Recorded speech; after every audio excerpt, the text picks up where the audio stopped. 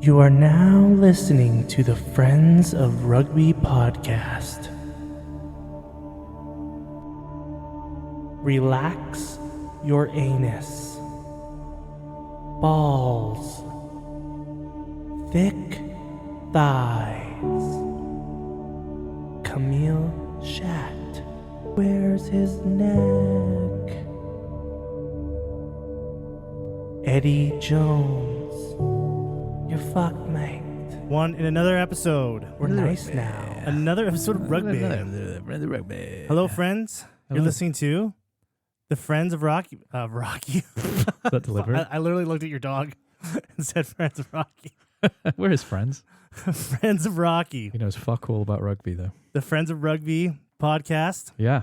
The #1 podcast in the world. In southeast Edmonton, Yeah. at the bare minimum. Or We got a high ceiling. maybe some district in Detroit. Yeah. I think it's either a VPN or really popular in Michigan. Yeah, there's someone in Virginia that has Yeah. downloaded Yeah. comes from Virginia. So we're Every the single #1 podcast In Virginia. in West or Normal Virginia. Yeah. How you doing, Frank? Country roads. I'm good. I went to Lashburn, Saskatchewan this weekend. Oh, yeah, that's right. You went to the Sevens tournament. Yeah, and at 9 a.m., we watched the Women's World Cup final on a big TV in this really kind of cute outdoor barn that they decorated for their rugby club. It was cool, actually. Oh, really? They had like a barn and a barbecue and a bar. Everyone was sat there in their pajamas watching the rugby as the sun was coming up over these cornfields. Were you sitting on like a bale of hay? It was a wooden bench, but there was a bale of hay near us that someone was sat on. I'm not exaggerating. In Lashburn, Saskatchewan. And then you Yeah. got your heart broken. Then I fucking got my heart broken. Yeah. How did you watch it? Where did you watch it? Watched it at the clubhouse. Yeah, you did. Went to the clubhouse. They had Yeah. the screen. They had the audio was all messed up. Yeah. I don't know what they didn't. I figured what happened was they got there like 15 minutes before the game to set everything up. As and usual. then they didn't have time to do any kind of technical checks. Yeah. Sounds So about right. they had to like basically, they had this big drop down screen projector going and the sound coming out of a fucking cell phone. Oh. It Oh. was so pirates. Yeah. There was a real. There was a lot of people there. It felt, well, yeah. There it must broke- have been yeah. like 50 or 60 people There inside was there. 82,000. No, I'm talking about inside the clubhouse. Oh, I see. There wasn't Okay. 82,000 people inside the clubhouse. Okay. Very different situation. Mhm. But that's good for our clubhouse. Oh, yeah. Wow. Mm. I thought it'd be like 10. No, it's packed. It's because they had the minis rugby going on. Oh, okay. Well, Yeah. still good. Yeah. Still good. But yeah, was it like the sound sucks because that was that felt like a Six Nations. That felt like a big fucking game. Like, regardless of the result, it felt like a The big tension. fucking game. Yeah, the tension. Yeah. I was like, oh. Yeah. I'm not trying to sound patronizing. That's the first women's game I've watched where the atmosphere was comparable to a men's cup final kind of game. You know what I mean? It was good, too, because there was a lot of young kids there, Yeah. and they were really into this They game. were. Yeah. So they were all, like, everyone was glued to this game. Yeah. And then it started the game kind of kept going on, and then It took a different path. it didn't just broke everyone's hearts. It did. I was- If you're a Canadian or anyone who's not English, to be honest. I remember we made a joke. It's like when we said last week, we're like, oh, when we, maybe England's way better than we're anticipating. There was a little piece of me that knew that was true. Yeah. Yes. They weren't that much better, No. but they were just enough better. Yeah. And they were just like when you're watching the final, the Women's World Cup final, Yeah. it was just like every England player was just a notch better than Yeah. their opposition. They were. And it wasn't massive. And you think the occasion gives them a little bit, the home crowd gives them a little bit. It wasn't that woman for woman, they outclassed Canada. Not at all. Like, I even thought, had Canada taken their chances a bit better in the first 20 minutes, because they had the lion's share of possession. Yeah. The first 20 minutes, Canada were really up for it. They just didn't convert. And I thought if Canada had got another try and maybe a 3-pointer or another try, that game is different. Because going into the end of the first half, start of the second half, there was still enough energy in the Canadians to really do something, you know? It was It was sad. it was getting worrying because It was 21-8 at halftime. Yeah. And, England came off. I mean, Canada came out hot off the gates. Yeah, they did. That Asia Hogan Rochester or whatever her name is. Yeah. She scores that try because they came in real hot. I'm like, this is the game. Yeah. And I literally, right after she scored that, I was like, this is going to be the whole game. I bet you anything, like, Canada's just going to keep roaring forward. Yeah. Like, nothing. I was like, oh my God. I was like, I was right. They're going to, like, fucking. They could do it. Yeah. And then that kill done. Oh, she's a fucking cheat code. Oh, She's a fucking cheat code. And I mean that with the utmost respect. Like, I mean that as a compliment. Like, I don't mean in any other way except a positive. Like, she's fucking amazing. Yeah. And when she scored that try, I was like, okay, that was kind of a soft try. Yeah. And then you just saw the red flag slowly as that game kept going on. Yeah. Red flag. And it was really, what really won the game for England was the forwards. Yeah, it was. You can tell the strength, the strength. Yeah. There was just a notch in strength. They were just so much stronger. Yeah. Those two, I don't remember their names, but the two English props were outstanding. Obviously scrummaging because they, having the edge on the scrum, that means you're going to win most games anyway. But their carries and their protection, their own breakdown, because they knew Canada are very good at the breakdown. They knew Canada rely on quick ball at the breakdown. They were a pain in the fucking ass, all breakdown. And they didn't let anyone touch their own ball. Just the whole game, like every time the forwards had the ball, they were gaining yards. Yeah, they didn't go back, did they? They were making meters off of every time they touched the ball. Yeah. And Canada they were doing too much. They were soaking up too much offense. It's almost like they were waiting for their moment. And I thought, to be honest, ladies, your moment was the first 20 minutes. Yeah. You had to put down a bigger score. Yeah. And they fought hard, right? And like you said, it was just a few mistakes. England did a really good job of containing Sophie de Goody as well. They just had a number all game. They just put an extra person on it and it worked. Yeah, their rush defense that they had on Canada, like they matched them pace for pace. Yeah, they did. Which I thought if they did that, I still thought Canada would break free a bunch, but they were just so clinical and everything. They were, they just made less mistakes, didn't they, as well? Man, it was heartbreaking, wasn't it? It was just, you could visibly see the strength difference in the forward packs. Yeah. Like the Canadian forwards just did not have, like they just didn't have it in the gas tank for this. No. They couldn't get any sort of physical dominance. They couldn't even match it physically. No. But like you said, it wasn't overwhelming. No. They were 5-10% below England. Well, England scored the least amount of points in this game than any other game in the World Cup. Only by 2 points. That says it was like 2 or 3 points. And that's kind of a compliment to Canada, though, isn't it? Because they're staying in a game. I don't know. You know what? The other thing I want to talk about in this game is it was for World Rugby. England sort of needed to win. Yes, we talked about this already. But the optics of the David and Goliath story are not fun when one team is putting all this money and resources into a very good team and it fails.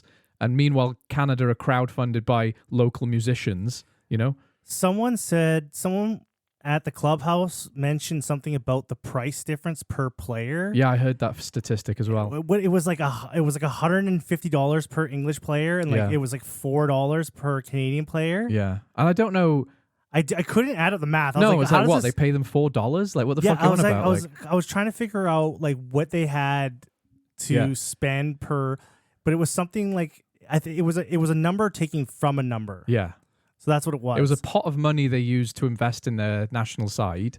Yeah. And player for player, this is the disparity, right? Yeah. And I think it wasn't the actual pricing. It was like, this is comparable to like $100 versus $4. Yeah. Like when you put it into a percentage or something. So each England player the resources behind them was like fucking. It's like 100 times more per player, essentially. It was more than that. Yeah, and I'm not surprised. It's either. like 1,000 times more. Yeah, and I'm not surprised. And you could tell the difference too, like the money, like because these guys have like a team of scientists working on their the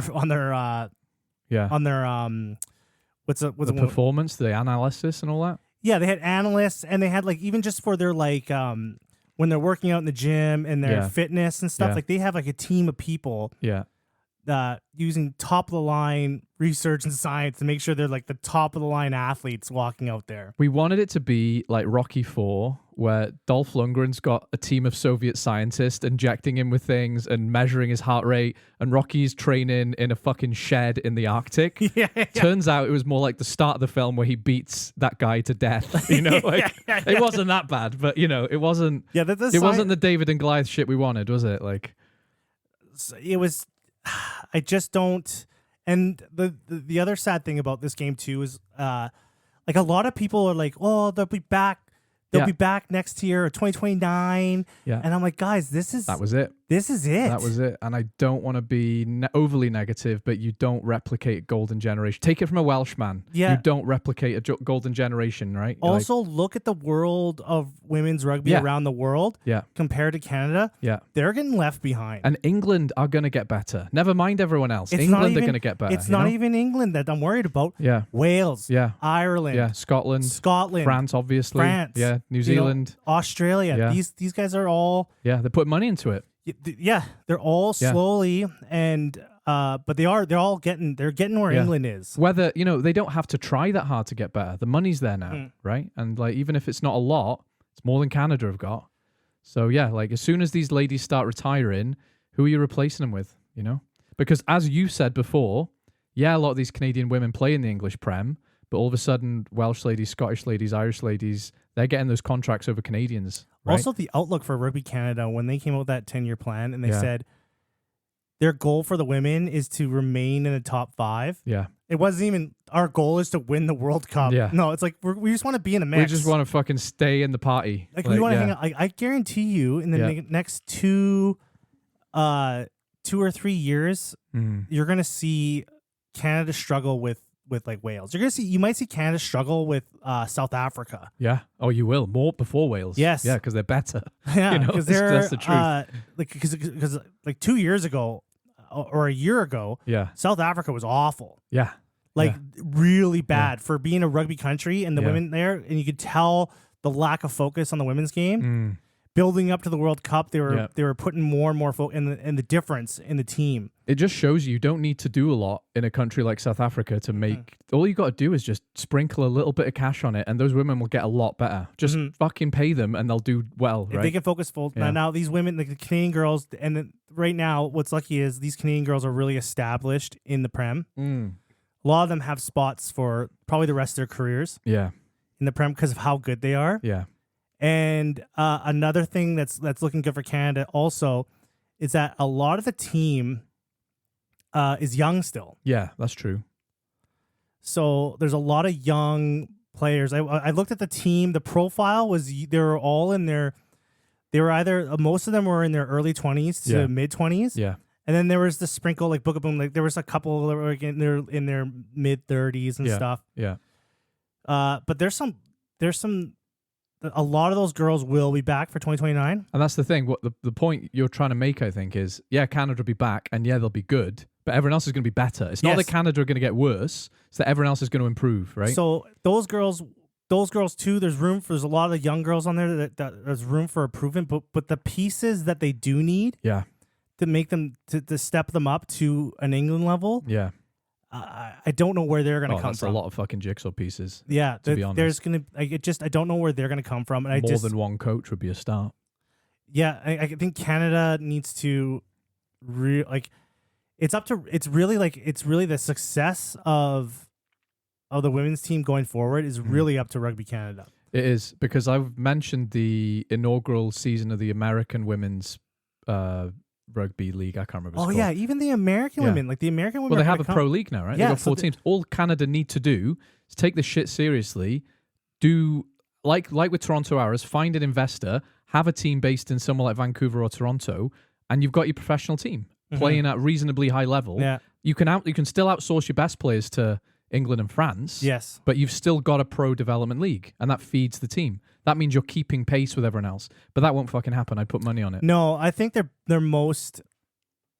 cheapest option for them would be to basically like for Rugby Canada to do. I think the best scenario for them is to recognize talent. Yeah. is they should have a scouting team. Yeah. That's going around Canada, looking at these girls, finding the young talent, and then getting them into pathways to go play professionally. Yeah.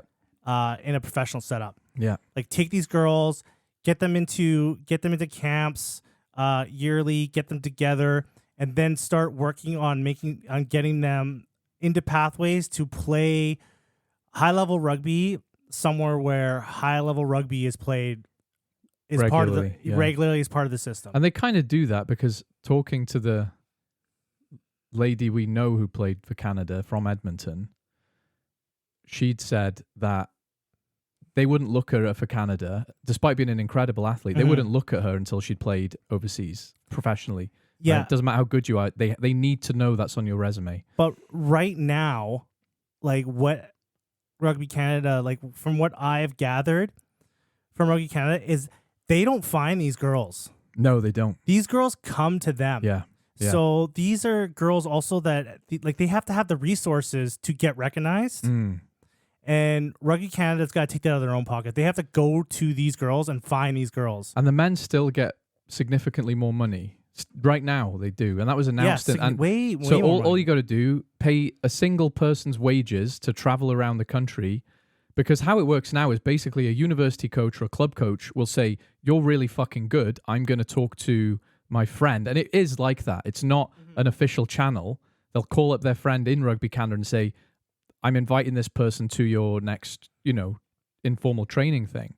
And that just leaves such an unknown space, right? There could be 10,000 women out there who are fucking rock stars and are playing rugby right now, but just no one's ever heard of them, Because as these... their coach doesn't like them. Yeah.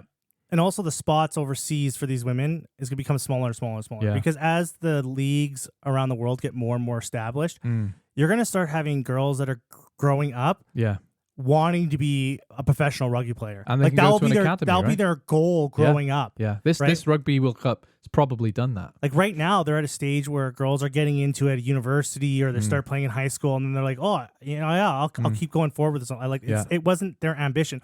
Yeah. But there's going to be girls where it's like playing rugby professionally is my dream, it's my goal, and that's what I'm going to do. And it's achievable. Yeah, and those spots on those teams overseas are going to become way more competitive over years. Like they're going to be, you're not going to be able to like, hey, this girl's pretty good, you should have her on the team. Like, no, we're only taking the best of the best here. Yeah, like people, it'll get to a point where people are actually fighting over players. Yeah, right. Yeah, not trying to scrounge and find like a diamond in the rough. They're going to be like fighting over players, trying to make big signings. You don't have to look that far. You look at the Canadian men, and I remember Jeff Hassler, Tyler Ardron, Evan Olmsted. Two of those guys played for the Ospreys, so I knew them well when they were in what was then the Pro 12. And DTH Van der Merwe, I mean, he's an exception because he was fucking unreal. Yeah. But, 4 Canadians right there. Name one Canadian now in the URC. I can't. Right? Maybe there's one. Maybe, but I don't know. Think there is any. No, I know of one who plays in Montpellier, who is from Edmonton. Yeah, and then guess what? Got capped by France this year. So, it's the same thing is happening right now. The same thing is happening to the women right now. Now, there's a sprinkling of very good women's players in the English Prem, and in 10 years' time, there just won't be. No, because it'll be just too competitive. It'll be too competitive. With English girls. Yeah. With Scottish girls. Yeah. Welsh girls. Irish girls. Yeah. French girls. Yeah. Italian girls. Yeah. Like there's like Mambo number 5 over here. Yeah. Yes, that's good. Yeah. Yeah. But we sound sad. I mean, the cherry on the cake is that was still a really fucking cool run. I'll remember that. It was a good game. They didn't embarrass themselves. They put up a hell of a fight, and it did put rugby on the map in Canada and in England for a lot of women. I think that why we're being so dire is because we have such a good thing going. We have such a good team. We have like it's just really good right now. Like Canada is number 2 in the world right now. They're the second best rugby team in the world. Yeah, and we just don't want that to go away. No, we don't. Right, and it doesn't look, the outlook doesn't look good, and we're just like, oh man, we're so like this is such a good thing. We want to keep it going. It gives me Ireland and France in the last World Cup vibes because both of those teams were I felt at their peak, and I thought this is the year where we tell the Southern Hemisphere to fuck off. And they fucking just inches short. They couldn't even fucking do it. They couldn't fucking quite do it. No. Same here. It felt like that was sorry. the fucking chance. Yeah. That was it. Not today. Not today. So that's the gist of that. Yes, but Good on the women. good run. Good on the England women. Yeah. Yeah, they're very. They're a lot easier to fucking. Like I've said before, they're a lot easier to cheer for than the men. Yeah, they are. You know? It's not. There's no bitterness in losing to the English girls. It's not like fuck you guys. No. It's not like Leinster pounding the Dragons or these like rich private school boys who come to town and be like, oh fuck you, we're just gonna stamp on your throat. Like, no, that was a good game of rugby. Yeah, lots of respect. You know, everyone worked hard. Not that the English or Leinster private school don't work hard, but it's a different story, isn't it? Yes. And do you know a funny story? What we'll finish with? So Ellie Kildunn's brother, he goes to the games and he always dresses up as someone like a famous person from the opposition team. So when England played France, he dressed up as Napoleon.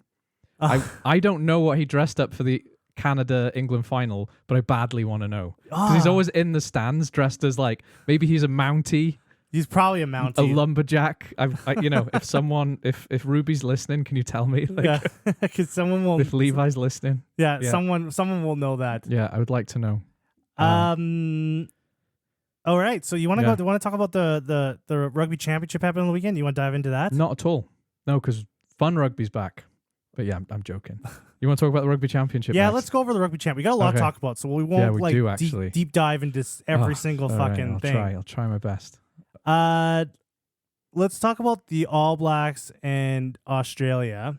Yeah, we don't often do this, but we pretty much called this game shot for shot. They did exactly what we told them not to do, and they did it.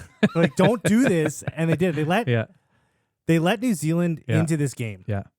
It was like a Super Rugby game from like 2012, wasn't it? It was just no one's going to bother defending, but New Zealand are clearly better right now. Yeah. So it was just very classic Southern Hemisphere open rugby, but Australia just couldn't stay in the fight, could they?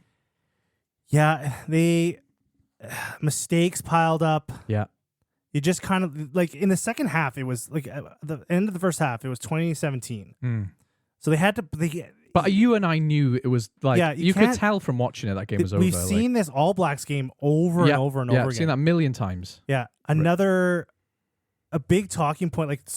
Basically, Kiwis are pissed this game. Of course they are. Yeah, they are not happy. I feel like they're just getting their knives out for Scott Robertson though. There's a lot of talk. There's a lot of talk about this. There's a lot of frustration. Yeah. Like I saw this, I follow a lot of YouTubers. There's a guy on YouTube. He's a Kiwi. Yeah. He lives in Mexico. Okay. And he does this.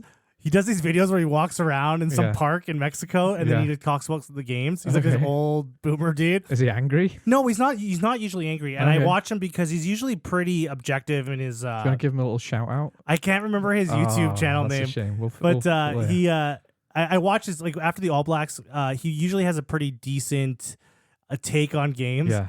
But he came up with a video after this game, and he was pissed. It was the first time I saw him pissed. Yeah. Because it was a 9-point win, 33-24, right? That isn't outrageous. But if I was a Kiwi, I think I get where they're coming from. I'm not sympathetic because they're always fucking like this, but I get it because the players they have, the expectation they have, the standards they have, what should have been a more convincing win wasn't. And because I'm not a Kiwi, I do put that down to how good Australia are. I've seen them go toe-to-toe with South Africa, the Lions, Argentina, and New Zealand, and play respectably, play and win many of those games. So they're not a bad team. No, they're not. Despite their many fucking injuries. So I do think the Kiwis need to respect Australia a bit more. But do you know what they're calling Scott Robertson now? No. Disposable razor blade. The disposable razor. They don't like him. That. No, it's a good one. Yeah, I know they're getting on his case about his selections. Yeah. The big criticism is there's a lot of players in New Zealand that people are questioning why they're not on the team. Yeah. That he's being too conservative in his selections. Yeah. And I'm just like, fuck, what do you... there's no winning. There isn't. No. Unless he's his winning, only winning is winning. And no, it's not, because they're winning. You know what? You're right. I gaslit myself. I forgot they fucking won. Yeah, they fucking won the game. Oh my god, And that's ridiculous. They lost the game. God, you convinced me then. Yeah, I was like, oh, these fuckers lost again. Like, no, they didn't. Yeah, they did it. They did it. They fucking won. Yeah. And they're bitching because they didn't destroy them. Yeah. They're looking for complete dominance. Yeah. Which I think is a bit arrogant, actually. It is. Those days, like New Zealand, those days are done. Yeah. Those days are never coming back. Take your disposable razor and fuck off. You're doing just fine. The world is catching up. The world's caught up. Yeah. Like you're still gonna be the best team in the world. That's the thing. Even in a caught up world, they're still fucking good. Yeah. still like, really fucking good. Fucking it's just like the crazy thing is about it is like but when you listen to them talk, like the pundits or anyone on there, except for 2 Cents Rugby, they're gonna be players murdered on the field, and 2 Cents would come on to YouTube and be like, well, we watched the game and it was a game, so let's get into it. Like, here's my little whiteboard. But when you listen to them, it sounds like they lost. Yeah. And you're like, oh shit, wait, they won. They won this game. Something about that Sky News team and people like John Kerwin, they are just so fucking miserable, aren't they? They're hard to listen to. Everyone has grown up watching, a very dominant New Zealand. Yeah. Yes. Yeah. They're not used to this. They're in the however many stages it is of grief, aren't they? And they're in the rage stage. Yeah, they're always getting firsts. So every other year there's a first of something they never had to deal with. Yeah. You know, Ireland beat them. Ireland beat them at home. Argentina beat them at home like twice now or 3 times. I can't remember, but like it's just they keep getting all these like really bad firsts. Yeah. But do you know what? They're clinging on to that Eden Park fortress like it is their firstborn son. Yeah. And they're under castle. Like, you must take my son. I guarantee you, it'll be the last thing to fall. That's what I'm saying. They will go out. They will go out in the pool stages before they fucking lose at Eden Park. Did I ever tell you there was one of the very first international rugby games ever between England and Scotland? Scotland won, and then England in the newspaper changed the result because they were like, fuck that. That didn't happen. I could see that. If they lost to Eden Park, Sky News would be like, no, we won. Yeah, Definitely won that. It's like, what the fuck? No. Like an AI. Yeah, there's an AI edit of the fucking footage. Like, just like, okay. Right, I guess they won. That looks fine, I guess. I swear I thought the Wallabies won. Why has Scott Robertson got 6 fingers on one hand? He's got like 100 teeth. Why is there an eyeball coming out of his nose? Yeah. They fucking, like, because it's another big talking point in this game is the reffing. Yeah. The reffing got a lot of fucking criticism. That I agree. Because the All Blacks, again, they got away with a lot of shit. I don't mind that they play close to the line, but it is wild to me that they do seem to get away with it a lot more than other teams. This is because they're a great... I think it's the speed they play at. They're a great team. Yeah. Like, a great team doesn't just play against their opposition. Yeah. They play the ref. Yeah. Yeah. They play the ref. Yeah. I was like, people are complaining about the refs being too involved in the game or not enough and consistency. Yeah. The ref is a variable in that game. Yeah. Every time you play a rugby game, the ref is going to add a different flavor to it depending on the ref. Yeah. So you have to adapt that. And what the All Blacks have done consistently throughout like all time is they know they're playing. They play against 2 teams. Play against the opposition. They're playing against the ref. Yeah. And their rugby IQ is so high. They're amazing at it. I agree. And I know you're not saying that to be nice to him either, because I know you'd rag on him if you wanted to. I would. Yeah, 100%. But you have to, you know, you have to recognize it. No, it's true. It's a bit like, you know, like a narcissist who manipulates people to get them to do what they want. It's a bit like that, right? Or it's a bit like, you know, a kid is about, you know, they'll do something naughty and you look at them and they'll do something naughty again. Just see what they can get away with. And when they find the line, they go, that's it. That's what I can get away with. Yeah. And they'll change through a game. But you are right. They're the best at going, actually, guys, he's spotted us doing that. Like, fucking, let's try cheating elsewhere, yes, right? And you know? it's also their decision-making to when to cheat or when to play dirty. Yeah. They know, like, you know what, it's way worth it to take a penalty here, just stick or your hand try, in that ruck, just give it a go. Because that something can come out of this, and then it does, and they benefit from it. And I really respect Maritoje, so I don't want this to come across as rude, but he, for a while, was so fucking good at that. He knew exactly when to give away deliberate give away a penalty. Yeah. Collapse this maul. Yep. Because they're about Fuck to score a try and it's 79 minutes. I'd rather just Let's force them to take the 3. Yep. I'll take the yellow card, whatever. Because they're going to score this try, or I can collapse it, and then the ref might fuck up. Yeah, they'll take away the momentum. They'll get 3 points, and we're 10 points ahead. Not a big deal. They get a try. It's a different game, and they've got momentum. He was so good at knowing when to do that, and then he just stopped being good at it. He just did it too much. And if you watch any All Blacks game, watch when there's a rolling maul against them. If that team's gonna go through, they'll collapse. Oh, it. every time They will fucking collapse it every fucking time. They'll fall down in the bottom of the ruck. Yeah. They'll all be lying there. Yeah. And there's been a lot of times where the ref kind of just like call, because like all of a sudden the opposition knocks the ball on or something happens. Yeah. And the All Blacks got away with it. Yeah. But they knew it was going to be a try. There's nothing to lose at that point. Yeah. But it's a win-win. Like, collapsing a maul is more often than not a good idea, because not only do you not now know as the attacking team if your maul strength is good enough, like, how do we know we're out-muscling them? Because if I out-muscle a team in the scrum, in the maul, I feel dominant. I feel confident. If you take that away from me and you go, I'm just not going to let you try, then all of a sudden I'm like, oh, I feel toothless.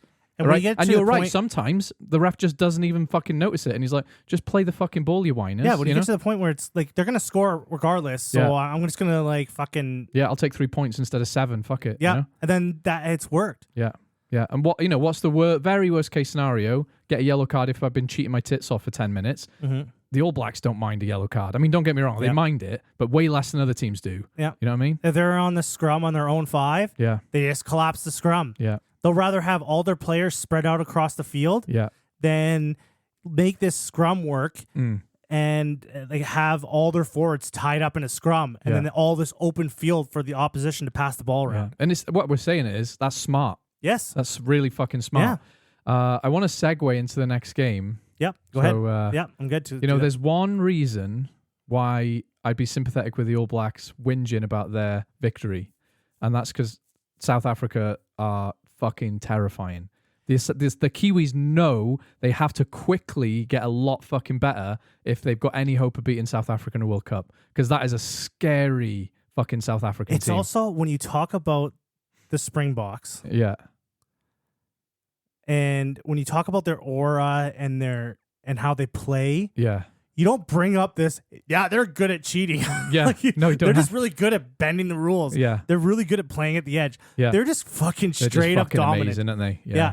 They might be cheating. I don't know. There's they're a just reason why. Good. There's a reason why. Like, there's just a big reason why the Springboks are almost like, to me, when I'm like cheering for teams, they're just a more respectable team to me because they just fucking play rugby. Yeah. They don't need to do anything but smash you. Do they don't have to like try to get cheeky hands like in the rocks or anything like that, or I'm sure they do, by the way. Tie a guy's shoelaces. They I don't see it. Right, you don't need to. Don't though. see it. No, the fucking Tiamotos. I don't know what they're doing, if they're using magic. He's got bigger fish to fry because Peter Steph Totoy's just like crippled someone with his shoulder, like legally. You know? Like, I know they have some dirty arts in the scrum. Oh yeah. But what they do is at the beginning of the game, they play a very steady, nice scrum to get the ref to not even look at them. Yeah. Well, these guys are doing it the whole time. He's like a health inspector who checks it off and they quick now fuck it up. So he's got his guard down by in the second half because like they've been just doing a really nice, you know, lovely straight scrum, nothing wrong, and then they start turning it up, right? Yeah.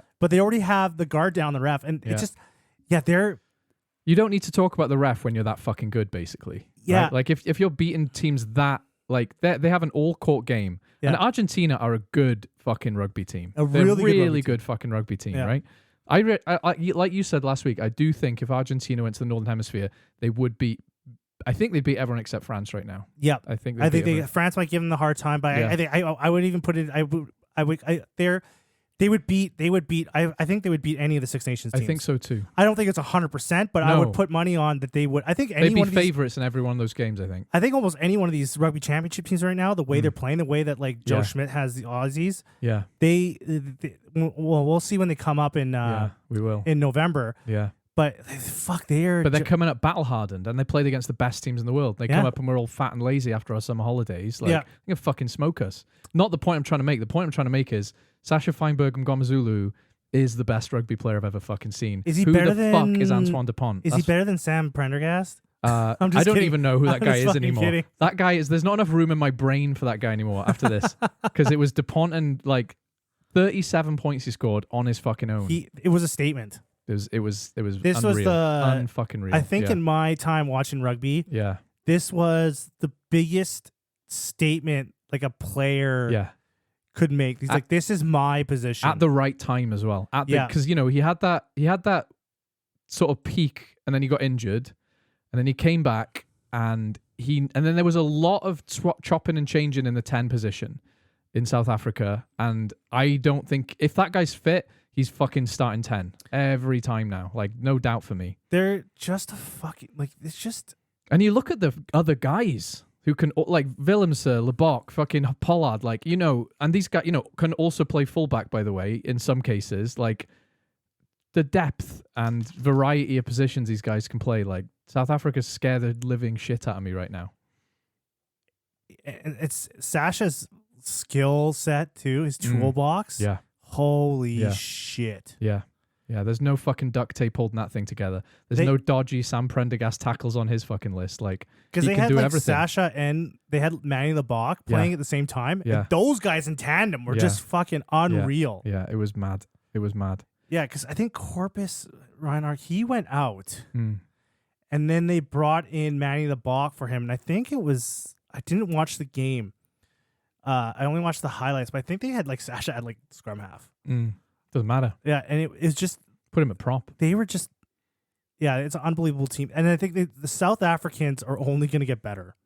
Yeah, because what they have, like, what's the population of South Africa? Like 60, 80 million? 60 million something. Yeah. Yeah, and they have like the most rugby players. Yeah, by some fucking margin as well. And you got to think about the mind blowing. The biggest thing about South Africa rugby and how I'm like confident they're just going to keep getting better. Is because in the last 10 years, they've opened up their player pool. Yeah. They've never used their potential until now, right? No. So they were only selecting like fucking rich white kids for like the longest time, right? Yeah. And then like if you're black, you had to be something super special to even be looked at. Yeah. Right? But now they've like with Razzie in there, they got people scouring that whole fucking country looking for talent. Yeah. And like their player pool has increased. I don't even know how much percent. But it's not just because that player pool existed, but they just know how to use it. They've gone Super Saiyan, right? Yes. They fucking tapped into their potential, which we all knew they had. But they had years of apartheid, they had years of shitty economy, and don't get me wrong, they got some fucking problems in that country. But in terms of rugby, they've sidestepped all the economic and political problems and gone, fuck it, this is how we because that unites their country. And guys like Ngoma, they play like they've got a point to prove. They play like someone beat them last week. And like, guys, relax. You're already way fucking better than you need to be. But they're still like, bit between their teeth wanting to tear people apart. Like, they're a scary fucking rugby team, Because I know reading years ago, like there was the thing like what the 80% of the youth that played rugby in South Africa were black. Yeah. Right? And then when you looked at when it got to the club levels, the higher levels, it was the inverse, right? It was like 8% white, right? Yeah, they just like disappeared. All these kids disappeared. Yeah. Right? And then you looked at the box. Yeah. And like they're all gone. All these kids are gone. It's like, where happened to all these kids? Yeah. Right?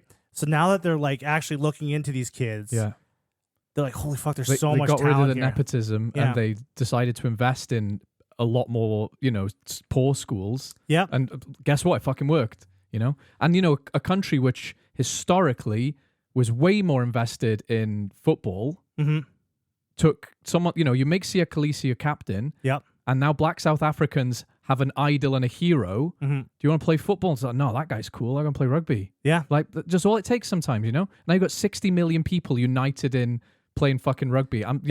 Their talent pool now is so massive. Yeah. And so, like, all their top athletes are going into rugby. Yeah. Holy fuck. They're just going to have... It's just going to be like, you're not going to worry about having a team, like, when it gets to club level, like, when it gets to the pro level... Yeah. The pro club level, you're not gonna have to worry about having Springboks in your teams because there's just so many good players. Yeah, like it's just gonna make Scotland. It's just gonna make jobs like Razzie's job so much harder. Yeah, because now you have players that are just all so good. Yeah, so comparable. Yeah, who do you pick? Yeah, right. And we saw that, right? Like I always use Quagga Smith as an example because he is one of my favorite rugby players.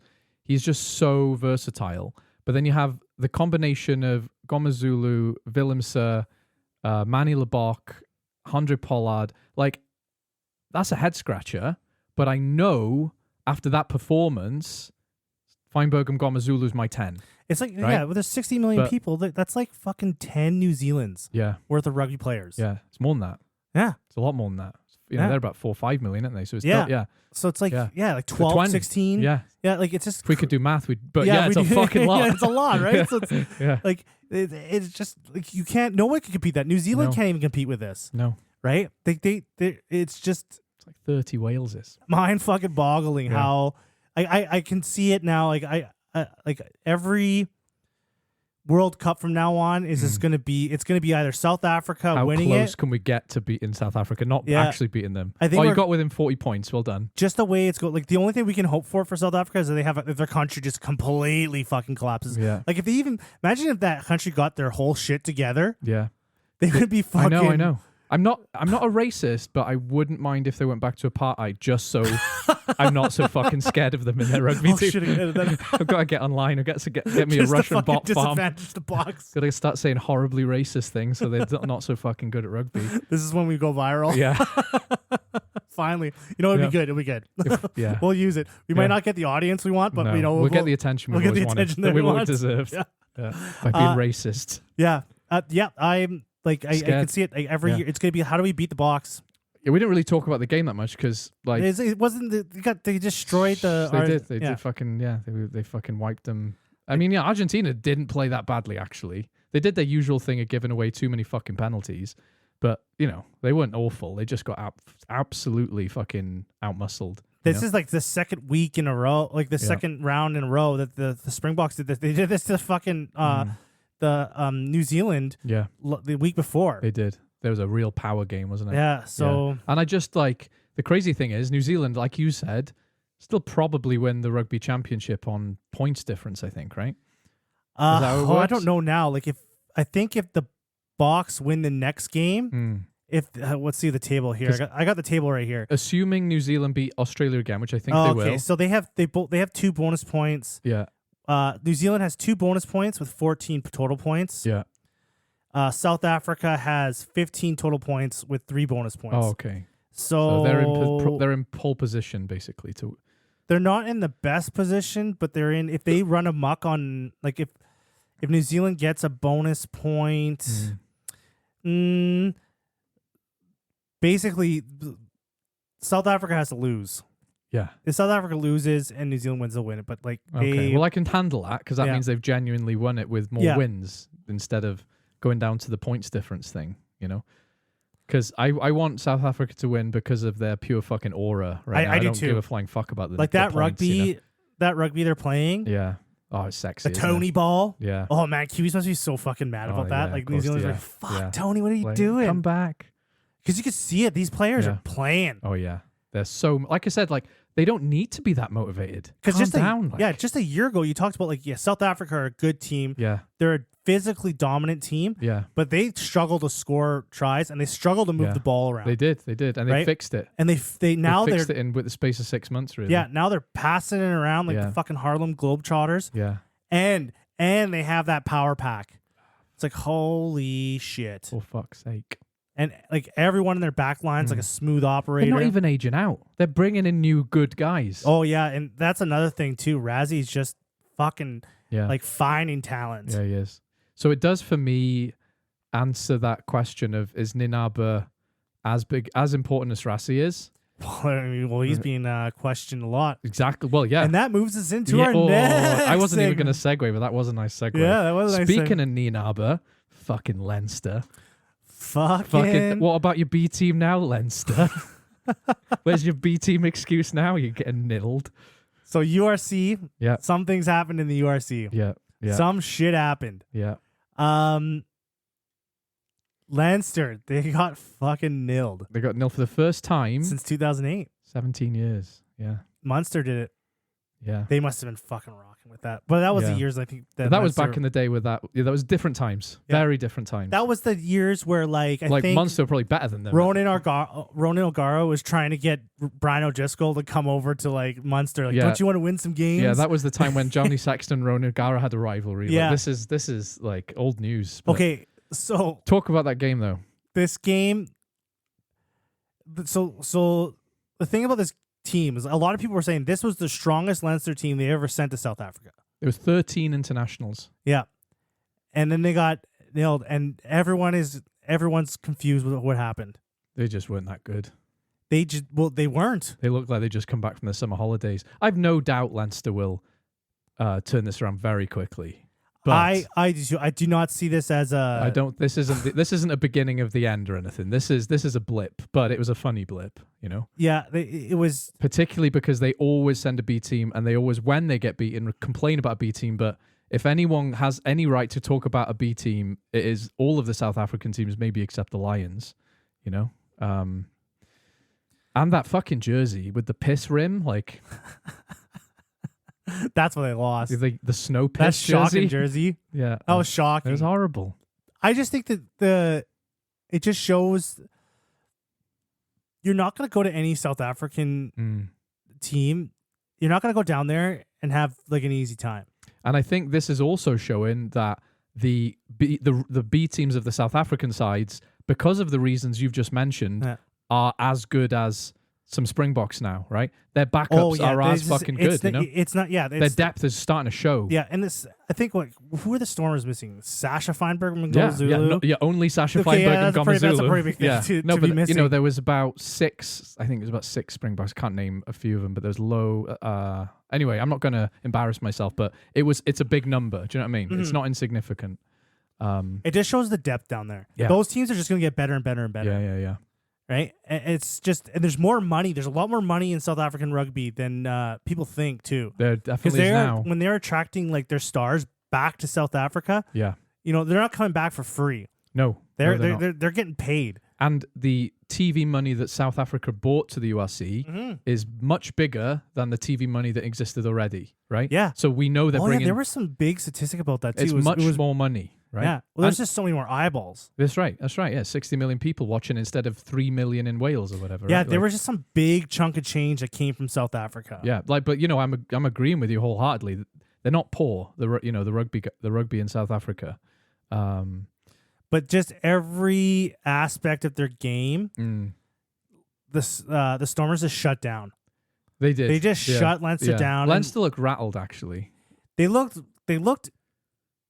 Like, they didn't look cohesive. No, they didn't. They just looked like they got under their skin early and they stayed there, you know? Yeah. And there's a lot, like when you look at this team, there's a lot of names you'd recognize on that team. Oh, sheet. yeah, absolutely. Yeah. No, it was, like I said, 13 Irish internationals.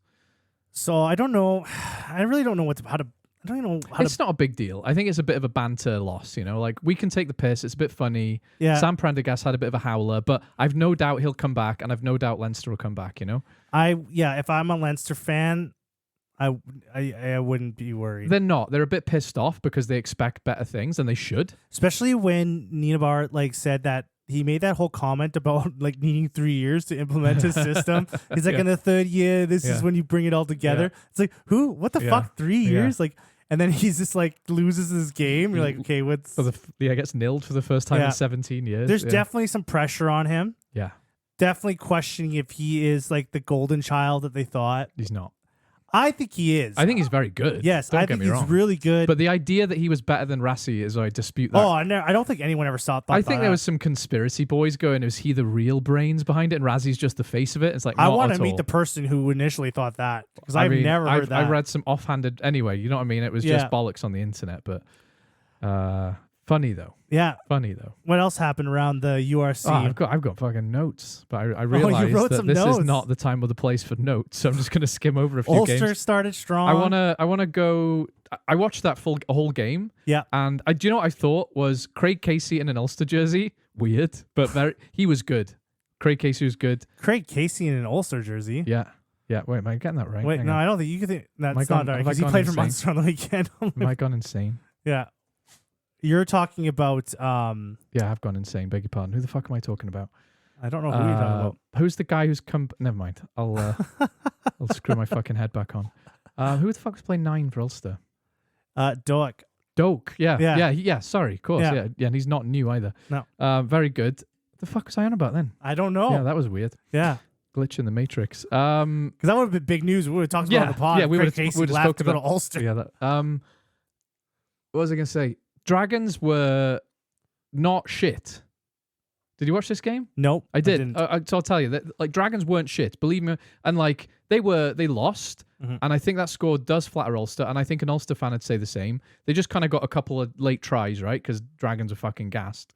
Their defense, it was shit, but it was better.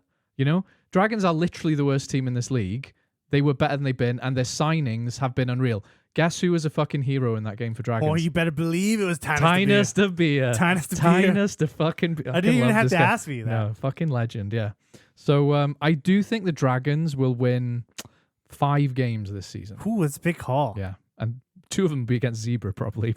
Zebra is fucking a good team. Well, we'll talk about that. Yeah, we'll talk about that. But no, Ulster are far from dead, like many people have been talking about. And they've got Angus Bell yet to arrive. No, they still got Angus Bell coming. He's still on his way. Yeah. That big boy's on a fucking steamboat on his way to Belfast. So, like, Ulster are not in a bad situation. We thought they might be. I think that was it was the Dragons, but, like, that's a handy win, you know? Mm-hmm. Oh, I got a lot to say. Did you watch Bulls Ospreys? No. This was a fucking mental game. So Bulls 53, Ospreys 40. Yep. If you were an Ospreys guy and you said, we're going to go to there and score 40 points, like you'd be going, oh, fucking amazing. Like against the final, but Bulls scored 53. It was like one of those games where it was like tennis. You score, we score, you score, we score. I think Bulls will be happy. Ospreys will be happy because that's the hardest place to play. That is the hardest place. Oh, yeah. 100%. That's the hardest away game, right? Yeah. But I think both their defense coaches are going to be like, Jesus fucking Christ, guys, this isn't Super Rugby, you know? Learn to fucking tackle. I'm so excited. I think to put on 40 points, though. Yeah. Like toe-to-toe. Yeah. No, they were in that game, honestly. They were in that game. And they were leading at one point. Because like, this weekend, I wasn't able to like catch any of these games because I was like busy, but I was like when I was like keeping up with the scores and stuff, I was like, holy fuck. This was a good weekend of rugby. It was. If I wanted to be back home for this weekend just because like, you'd be in any pub, in any rugby pub in any country in the UK or Ireland, and like you'd be having a good time. I don't think 53-40 loss Ospreys in South Africa. If you're an Ospreys fan, you don't feel bad about this game. No, they're happy. They're happy. You're like, fuck, we could have won this. Yeah, and they could have. It wasn't, I think the Bulls were better, definitely deserved the win. Mm-hmm. But Ospreys were leading at a certain point. Like it was a really good game. I want to talk about Glasgow and Sharks as well. Oh yes. And I just want to specifically mention Dan Lancaster because I wasn't exactly nice about him. I wasn't mean about him. Oh, but he's good.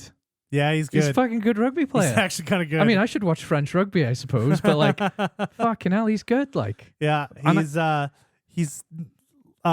they do call him the Nepo baby. Eh? Yeah, I've seen that. Was Ali Price was called him a Nepo baby. Do you know what's funny though? Ali Price has stood there with his fucking Turkish teeth, veneers, and he's calling this guy a Nepo. It's like, you're all rich. Shut up. Like, yeah. But yeah, he's really, and I think since Glasgow lost Finn Russell, I mean, they've won a fucking URC championship since they lost Finn Russell, but I think they were missing a Dan Lancaster. They were missing a Dan Lancaster, to be honest. Like, he's actually qualified for Scotland too. No fucking way. Yes. I didn't know that. Yes, he is. Now I'm taking it back. I didn't know that. Yeah, he has. It's what? He actually qualifies. He actually qualifies for Scotland. Oh, is that what he's up to? Yeah. Oh, I thought he just wanted to go live in Scotland. No. There's some skullduggery going on there. Yeah, there's something going on. Well, do you know what? I hope the same thing happens to him like Ben Healy becomes anonymous in the season. Where the fuck happened to him?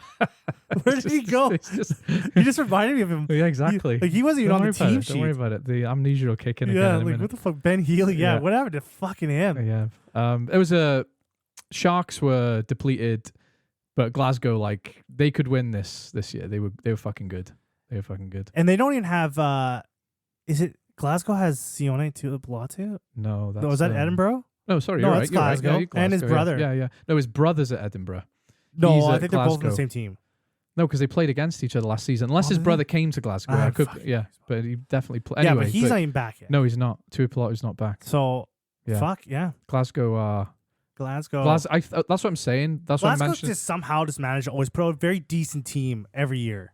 Yeah, and I think the argument for Wales going down to 2 regions, Glasgow is the perfect reason why that is a good argument, because if you condense your resources like that, Yeah. that's what you can do. Because if know? you added a third Scotland team, that would... dilute it. Yeah, it would. Yeah, it'd be like too much water in the stew, you know? Like it's not. And these are club teams. I don't know if there's any incentive to make sure you have like Scottish players in your Scottish club team. Like you don't need to.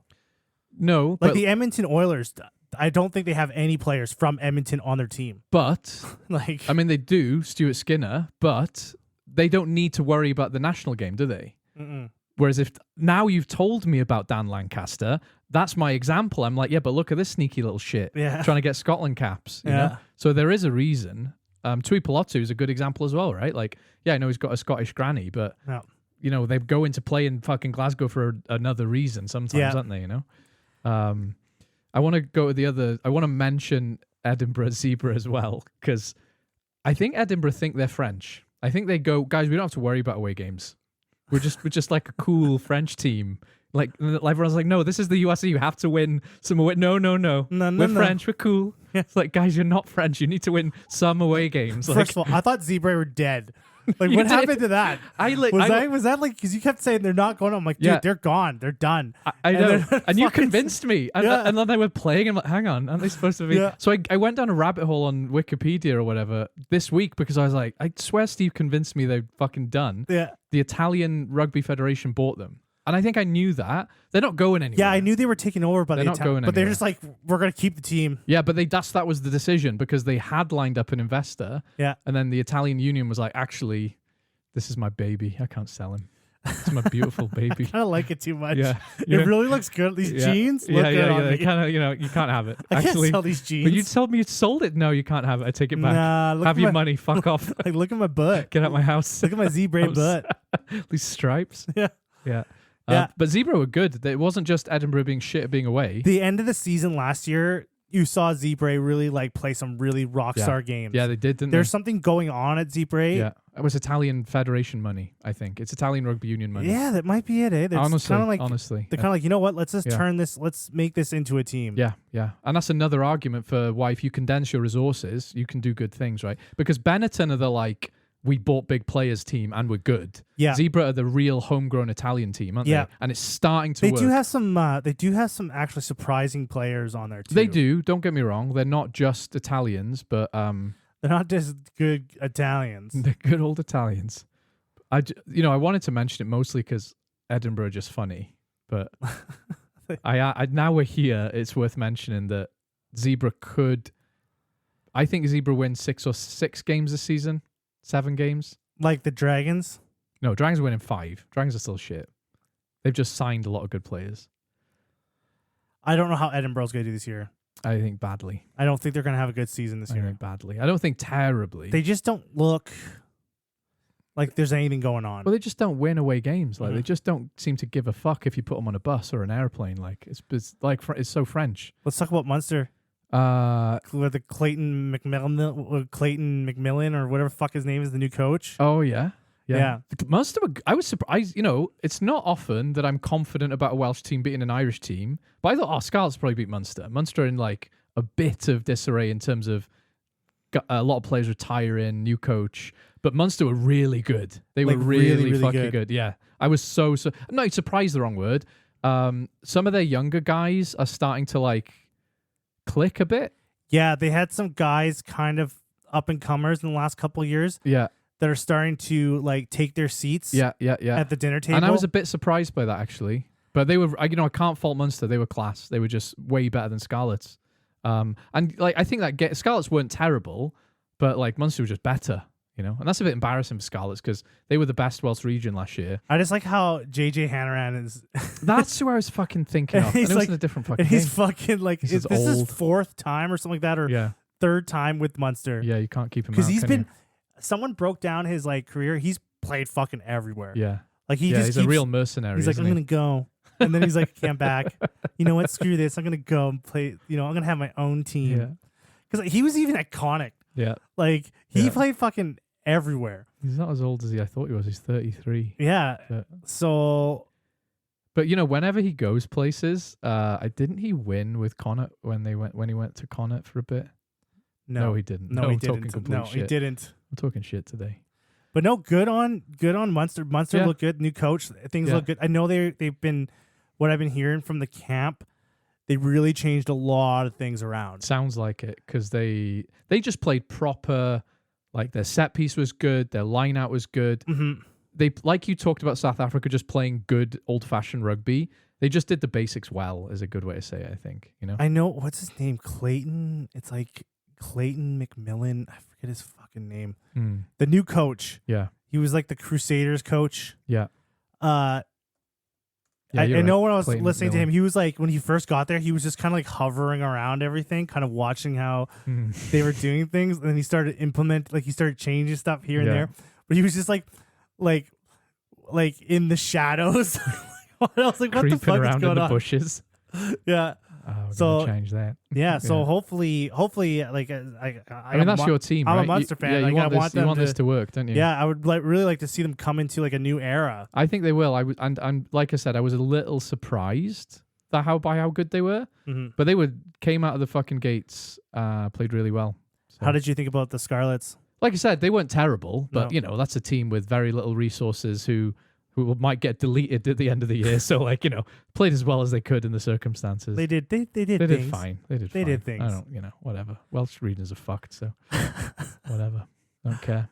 What else happened in the URC weekend? Speaking of fucking Welsh regions, the Cardiff boys pulled out.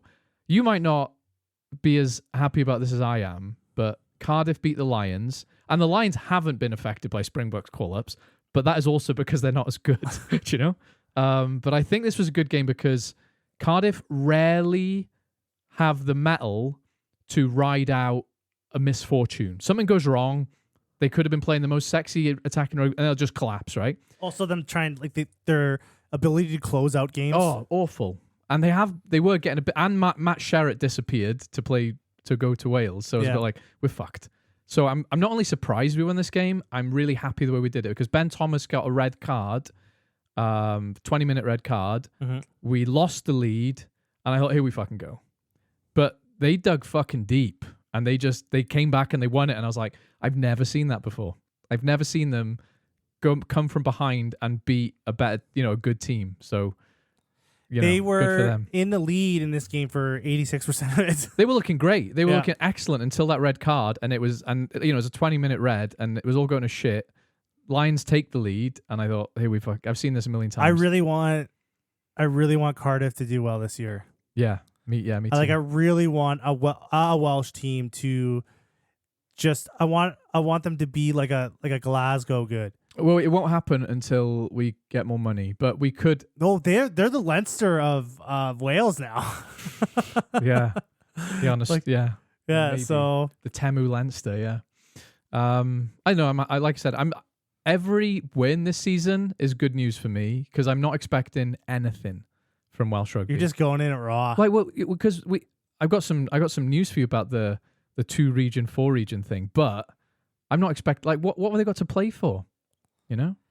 Their jobs. Yeah.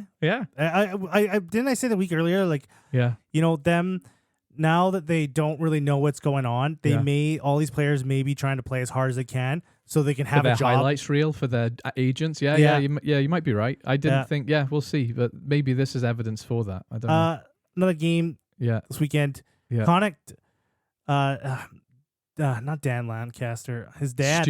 Stuart. Yeah. Stuart got his first win against Benetton. I think this is a decent win. No, Benetton are a very good team now. Yeah, that's a hard team to play.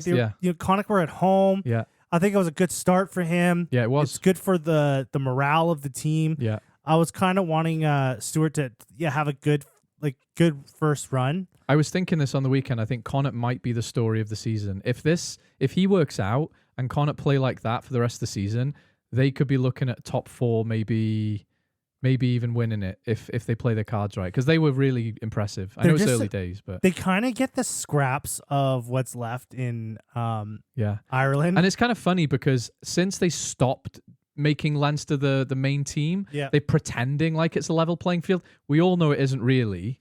No. So you're right. Connacht are still the scraps team. So when they do well, it's like against the odds. Yeah. And they deserve someone like Stuart Lancaster because they, with the squad they've got, they could be okay. You know, that was a good win. Yeah. Yep. So that's the thing. So I didn't catch any of these games, the URC games. Yeah.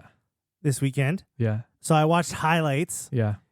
Read some news articles, looking up the games, who was playing, and then I watched the breakdown.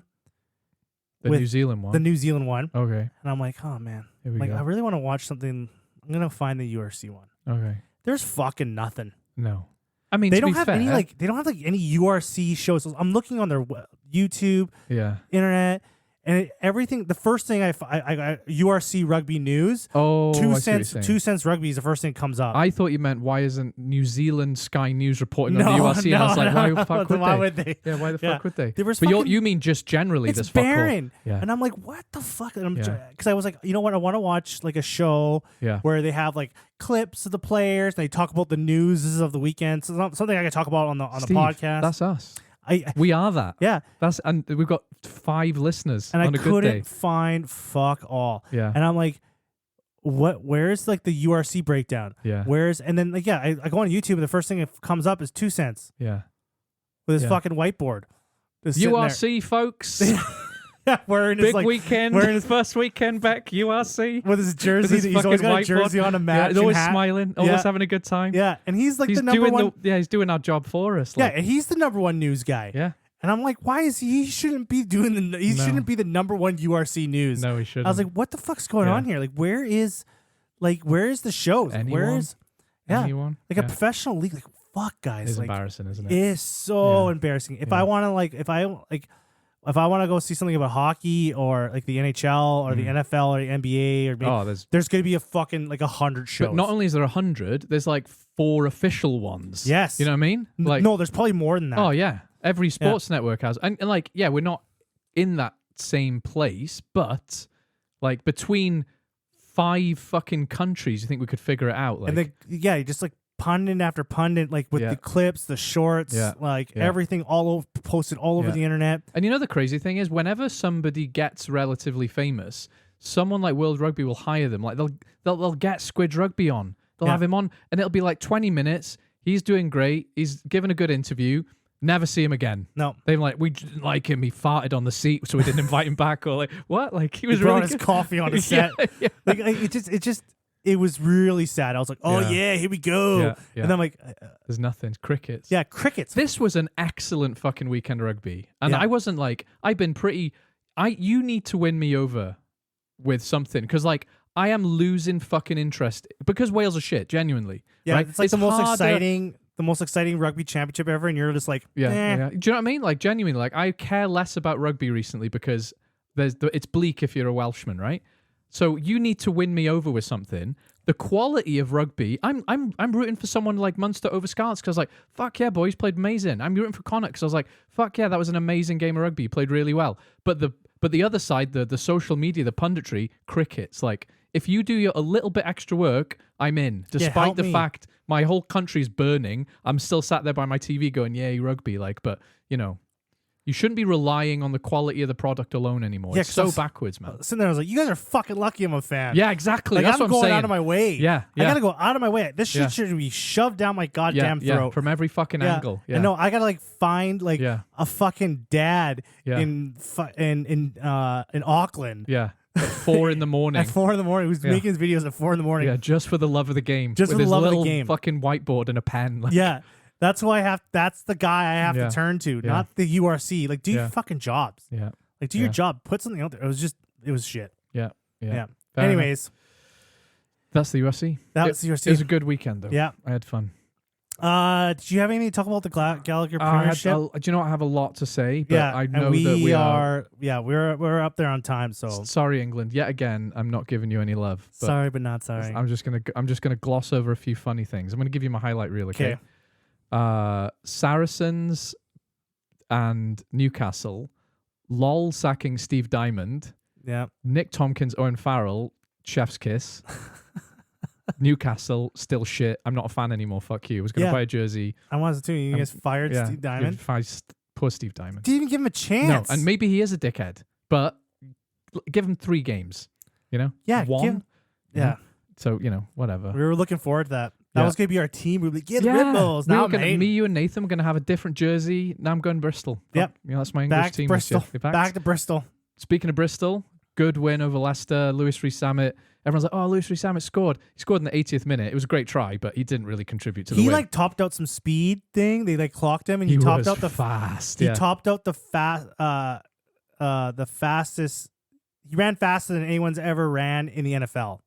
Oh, really? Yeah. In the NFL? I didn't know that. That's what they compare him to. Yeah. The fastest person to run in the NFL, he ran faster than that person. I wish he'd learned to tackle. And then he's really fast though, and I'm looking forward to having him back in a Wales jersey.